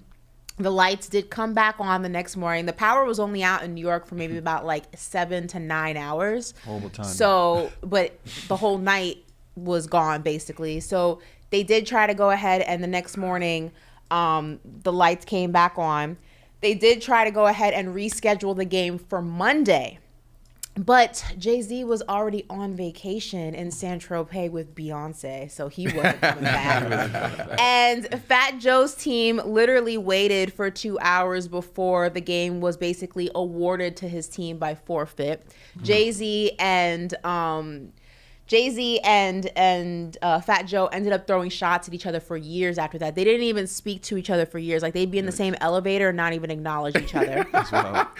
But if you ever listen to Lean Back, there's a line in Lean Back that basically says didn't have to play to win the championship. He's referring to the game that never was. So that is your history lesson in the game that never was, ladies and gentlemen. Ashley, phenomenal job. Like that was we really history sat lesson. in a lecture right there. That was a history lesson. That was a New York history lesson for you. So that next was time awesome. you hear Lean Back and you hear that line, didn't have to play the game to win the championship. You know which game he's referring So to. let me say this though, Ashley, you guys think that the power went out, because it was a city thing? No, it was all the way from Connecticut to it was the whole tri-state power. Ashley, the government came in, said we shut this down. We talked about real beef. You think about that was real beef, and now we're gonna put everybody in this one little space. Nah, Ashley. Okay, that's a conspiracy. It is. Right. It is for real. What did Connecticut seriously. have to do with it? They had to. Oh, we can't do this. Now it's going to be a racial thing. So let's take it to the whole tri-state area. What did Canada have to do with it? Who? Canada. They all a part of it. So we need y'all in part of this. We got two of the biggest icons in hip hop. Hip hop is the #1 genre in the world. Like we need help. They couldn't let that happen.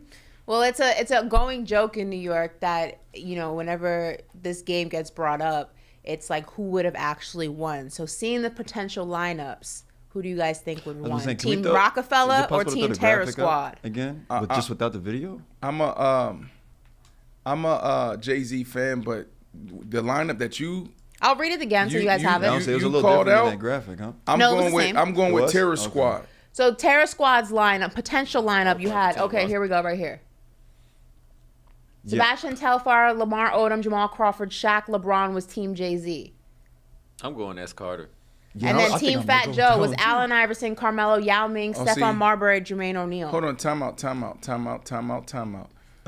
Oof, that's tough. It is tough. But you ain't say Shaq on the first time you read it, Ashley. I said Shaquille O'Neal. Yes, I did. I said Shaquille O'Neal center after Lamar Odom. LeBron, Shaq. See, I don't know. LeBron might not have been ready for that environment, though. I don't know if LeBron might not have been ready. Stephon Marbury would have been ready. Allen Iverson was about that. Melo was about that. Yao would have been dominated by Shaq. He would have hit him with a couple of elbows, been over. Jermaine O'Neal, Lamar, oof. I don't know, man. Who do you have? It would have been a good game. Huh? What year was this? 2003. I'm sorry, I'm going with Team S. Carter just on the fact that Shaq just came off of 3 championships, in man. that year, Come right? on. Yeah. I got to go He with just Jay-Z's went from team, 2000 to 2002, and you're not going to pick him in 2003 to just dominate? Yo, here you go. Let me add something to this conversation, Ashley. Why don't Fat Joe and Jay-Z actually had a game? Because they're all like 40 now or older. You want to see New Shaq players, out right? at Rucker Park? No. New Oh, players. like new players. New players at the Rucker. That would be cool. What? Yeah. I just feel Run it back. The game that never said was. that time is past. that time is past. How is it though. past? No, it's Because not. you have to remember, like at the time, 2003 through 2000 Park to was a like different 2009. Terror Squad and Rockefeller, that was prime in like New York culture. Like the Rucker hadn't gone through its redesign. Like the court at Rucker is not the same as it was back in the day. It Like ain't even about it's not that. the same It nostalgia. ain't about that. It ain't about that. It's an recreate event. So I guarantee you, if Jay-Z and Fat Joe came together and had a game at Rucker Park, it would be 30,000, 50,000 people trying to get there. Yeah, it might look like that. No? It would. I just don't know if it would have the same. Like, look at what everyone was wearing. They had on XXXLT. Brooklyn, look, I got the Brooklyn on. Look, BC you know what I'm saying it won't be the same. They had on the they had the do rag with the fitted. Like it's not the same flow. They had Tim's on in the middle of August. You see how hype these pro-ams get. I really feel like that could work. I feel like that could work. That would be a phenomenal event. They should do it. Terror Squad hasn't been a thing since like 2005. Man, Fat Joe's back. Fat Joe's back. He's a podcaster. He's a content creator now. He's transcended hip hop. But you guys realize like Terror Squad and Rockefeller aren't things anymore. I know. It's just Jay-Z and Fat Joe. Yeah, right. Why y'all overthinking this? Jay-Z, Fat Joe come together. Or who would be this generation's version of that? Ooh, it'd be like Quality Control versus OVO. I was thinking OVO probably. OVO, no. Who's on OVO's level though? Let's get TDE. There's a lot of No, LA you know what ballers. it is? No. We forgetting the LA ballers now. Who's beefing? I was gonna say, but they're still in that era. I was gonna say like, Drake and Chris Brown. Pusha T. Pusha T. Oh, Pusha T. Drake and Pusha T. I don't think that would turn into something. That's gonna turn out. Can I ask y'all this question real quick? Can I ask y'all this question real quick? Isn't that messy for Kim K to go to Drake's show? She don't care. That was mad random. Like, did you see that? She lost her soul Is years she ago. not allowed bro. to go to Drake's concert? I'm starting to believe that little poster that Drake had on that one song with the helmet, that was actually her. Because it's like, oh, he Search and Destroy? That one? Well, I don't no, they understand came out and why said the she girl can't. that Why was. can't she go to his concert? They crept down the line. No, it crept her down the block. ex, Made like it the right. whole The beef. father of like, her children don't get along with him. I get what you're saying, but I like, remember that era, though, that they were beefing. But that's not messy. They're She out there. divorced. He's walking around All right. barefoot in Italy with some other woman. Like, why do I give a damn? That's like why do crazy. I can't go to a 'Cause you Drake got kids concert? with him. That's crazy. I can't go to a Drake caught- concert because my ex-husband has beef with him. That's insane. Yeah, I'm that's more cool right. with we that got than- kids together. That's what I'm We trying got to. kids. That's Her like kids going back to weren't kids. there. I said Search and Destroy. But her Don't kids matter. weren't there. Yeah, she don't understand it, man. Like, Hold on a One of second. them Drake doesn't have beef with Travis Scott. BC And agreed Travis with you, by the Scott way. has children with Kylie Jenner, But- who also just has a track with Bad Bunny, who's dating Kendall Jenner. Travis Scott used to date Kendall Jenner. I don't see why the line should be drawn at Kim Kardashian. Hold on, going Travis to Drake. Scott dated Kendall and Yes, Kylie? yes. Oh, I didn't know. Whoa, But he ain't got kids. No, Wait, no stop. way. There's- Travis Scott dated Kendall? No, That's no, it's wild. not. No, She, he no, didn't. you. Andrew, no, he did Google not. Travis Googling it Scott right and now. Kendall No, Jenner. No Can the chat- way. can the He chat co-sign dated that? her before he dated Rihanna. Yeah. You mean Travis Scott or ASAP Rocky? Travis Scott dated Rihanna also. Travis Scott dated what? Really? No way. Wow, I mean, yeah, I I'm got learning a lot pictures of today. them like hugging, but that could be Nah, a family Ashley, I event. think They you're off were there. they weren't like in love. They casually dated, and then he started dating Rihanna. I got a quote of her saying he tried to sleep with me. That's it. Kendall He said that? tried. Yeah, Kendall. Kendall said that Kendall about said that. Travis. Yeah, it was like some small interview. she No, was that doing ain't- said, no, "Tried to sleep listen. with me." You think Travis Scott tried to sleep with? Tried to? I'm not. Whatever. All I'm saying, there's a lot of mixtures of like cross No, but that was whatever. I real don't see beef. why the line got to be They drawn. calling at. out Pusha T and Kanye, calling out that shit. That was 2018, 2019. Calling out Drake and introducing his kid to the Yeah. world. Trying to hide Like your that was kid. real beef. I don't know how they came. How y'all come together, go to the bowl in LA, put on this amazing event, and then start beefing again? Aren't they beefing again? Who? Drake and Kanye. It was for a cause, and it was also under Oh, the, that Larry- the that vibes Larry- of Jay Prince, and for Larry Hoover. 'Cause what, but it Kanye was came remember at Jay that Prince? picture of Jay Prince with the earpiece in, and then you got Drake and Kanye there. Yeah. Drake, I forget his lyric, but he basically said, "I only did that for Jay Prince." I don't think he really made up. You know how like if you two Oh, yeah. kids and then your parents like remembering make that up, Right. and they did it for the Yeah. culture, but Yeah, nothing was really resolved. I just don't think the line should be drawn at Kim. If you do like Hollywood, that particular group of individuals, that family particularly, it's very incestuous. There's a lot of cross lines being connected to sports, music. Like if you avoided every place where there was a connection, they would never leave the house. But So you I acknowledge just the feel beef.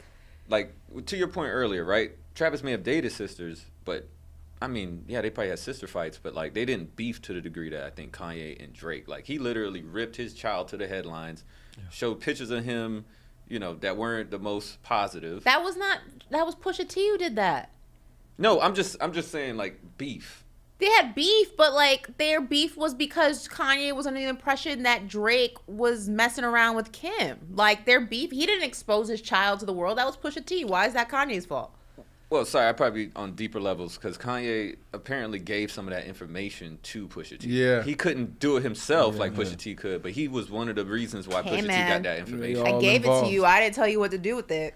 Ashley, is beef. You messy. Put Ashley on the top I'm just 5 messy. saying. You messy for but real. again, regardless, what does this have to do with someone who's no longer married to the man? Yeah, right. That's not even her husband. Isn't he married to another woman? Because the reason why we're not the only ones having this discussion. I'm not the only messy person in the entertainment world asking this question. That's why you don't do it. Like, why you want people talking about this? Like, that's messy, Ashley. She doesn't care. It's her ex-husband. It Divorce. don't matter. It don't matter. Divorce. It's It's a wonderful thing when you're married you get divorced. You no longer have to deal with that person. You don't have to worry about them. You hanging out with the ops? I tell you, it don't rub me the wrong way as it did when Pete Davidson got the name to the kids tatted. That was wild. That was extremely wild. That was crazy. I will give you that. That was freaking nuts. Yeah, after that, I'm just like, all right. But I think he did that to piss Kanye off. But that was definitely wild. Said, Brandon, you started this topic. That was wild. But like, I feel like Kim was probably there. Like she allowed that him was to do great. That, that would have freaked me out. She easily could have been like, no, don't do that. It's disrespectful. I mean, listen, maybe. Yeah. Shoot, she going to Drake's party. She might have been there. You said you think she was there at the tattoo parlor? Yes. Oh my goodness. She messy, bro. Yes. I definitely feel Kim K would have been right there in that. Yeah, that was crazy. But I don't see an issue with her going to a concert. Should Devin Booker not go to a Bad Bunny concert? Yeah, right. Why would he go to a bed? No. Should he not? So if Bad Bunny is performing at halftime at the NBA All-Star game, should he leave? Cool. That's different. That's different. That's a little. I think that's a little different, right? The girl I was just with, they was together for a couple years. He hangs out with Travis Scott. Yeah. They him and KD were just photographed in the Ibiza going to a Travis Scott concert. It's a timeline. Like it gotta be like. God. It gotta be like 36 months before before me. 36 months before you. Yeah. If you got a homeboy and it's like boom, 36 months before, like I talked to this chick and then 36 months pass, and you're like, oh, I met her and you didn't really know. You gotta let it go. 36 months. And that's all the time we have. DC want to know. What's the question, BC? He want to know if you never got with someone who messed with one of your homeboys recently. Like you never, smashed anything that your homeboy might have already messed with. Say the question. Seconds. Sloppy seconds. Have you ever gotten sloppy seconds? Like your homeboy messed with her and you just coming and following in alignment. 36 months. What is 36 months? A year and a half? I'm saying, is that a year and a half? That's a year and a half? She's actually, that's why she's over there looking. No, Ashley, come on. That's 3 years. I'm saying that's a long time. 36 months. 3 years. 12, 24, 36. No. That's a long time. The world's too big to infiltrate friend groups. I advise all women, if you date somebody in one friend group, just go to a different one. Social media is a wonderful thing. It's not that hard to figure out who's friends and who's not friends. Right. Don't double dip in the same friend group. That's not cool. Don't do that. Wise words from Ashley Nicole Moss. She's giving us a history lesson on the Rucker. Right. What happened 20 years ago between Fat Joe and Jay-Z. And now dating advice for some of our young ladies out there. Yeah. Great show. Somebody said Ashley's a demon. I'd be chilling. I don't know how I'm getting roped into this. Yes, Sirski. Yes, Sirski. What we got? Hump day tomorrow. Ashley wants to do it now. Get it out there. Tomorrow. No, I can't do it before hump day. That's bad luck. She wants to do this for you guys every Wednesday. Yeah, I'll be opening the show tomorrow. You guys don't want to miss that. All right, good people. It's another dope episode of Paper Out. We'll see y'all tomorrow. I'll let you.